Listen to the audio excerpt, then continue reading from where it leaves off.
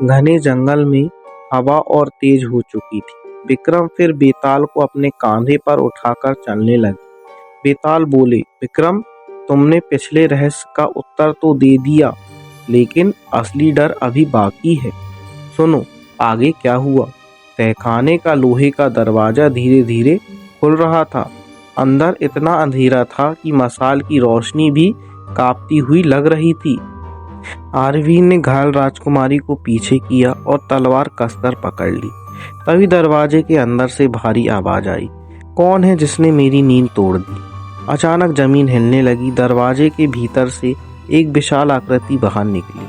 उसका शरीर आधा इंसान और आधा जला हुआ था। आंखें अंगारों की तरह चमक रही थी। वह राजा विकृत का असली शरीर था, जिसे तांत्रिक विद्या से सदियों से जिंदा रखा गया था। राजकुमारी चीख उठी। राजा विकृत गर्जा, तुमने मेरी आत्मा को कमजोर किया, अब तुम सब मरोगे। उसने अपना हाथ उठाया और तहखाने की दीवार से काले साए निकलने लगे। वे साए धीरे धीरे इंसानी आकृति में बदल गए। वे उन लोगों की आत्मा थी जिनकी बलि राजा ने दी। उनकी आंखें लाल थीं, लेकिन चेहरे पर दर्द साफ दिखाई दे रहा था। आरवीर समझ गया कि तलवार से इन राक्षसों को हराना आसान नहीं होगा। तभी उसे दीवार पर बने एक पुराने मंत्र दिखाई दिए। उनमें लिखा था, जिस अग्नि से श्राप जन्मा है, उसी अग्नि से उनका अंत भी होगा। तभी पीछे से वही बूढ़ी औरत फिर से दिखाई दी, लेकिन इस बार उसका चेहरा बदला हुआ था। उसकी आंखों में तेज चमक रहा था। वह बोली, मैं वही तांत्रिक हूँ जिसने विकृत को श्राप दिया था। उसकी आत्मा तो कमजोर हो चुकी है, लेकिन उसका शरीर अभी भी अमर है। उसे खत्म करने के लिए बलिदान देना होगा। कौन सा बलिदान? आरवीर ने पूछा। जो व्यक्ति इस अग्नि मंत्र को पढ़ेगा, उसकी आत्मा हमेशा के लिए इस तहखाने में कैद हो जाएगी। कुछ पल के लिए सन्नाटा छा गया। राजकुमारी रोती हुई बोली, नहीं, ऐसा मत करो। लेकिन तभी राजा विकृत ने हमला कर दिया। उसका एक बार लगते ही आरवीर दीवार से जा टकरा गया। उसकी तलवार दूर गिर गई।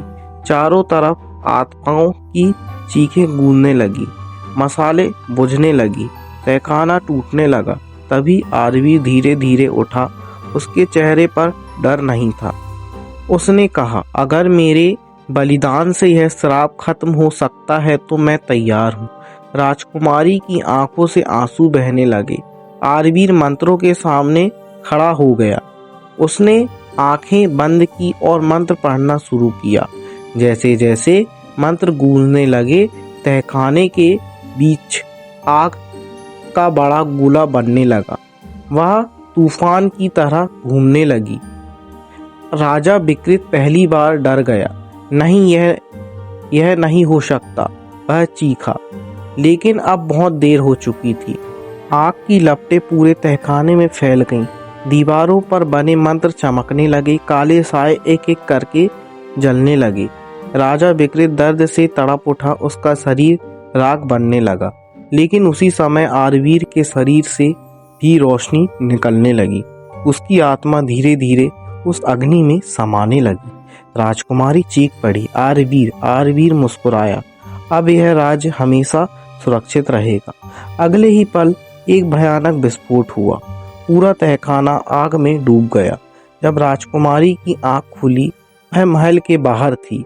सुबह हो चुकी थी। काला महल पूरी तरह जल चुका था। राजा विकृत का अंत हो चुका था, लेकिन आरवीर कहीं नहीं था। राजकुमारी ने पूरे राज्य में उसकी खोज कराई, पर उसका कोई निशान नहीं मिला। कुछ महीनों बाद लोगों ने कहना शुरू किया कि रात के समय उस जले हुए महल के पास एक योद्धा दिखाई देता है, हाथ में तलवार लिए, जैसे वह अब भी किसी रहस्य की रक्षा कर रहा हो। कहते हैं कि जो भी उस महल के पास आधी रात को जाता है, उसे एक आवाज सुनाई देती है, वापस लौट जाओ। और अगर कोई उस चेतावनी को अनदेखा करता है तो वह कभी वापस नहीं आता।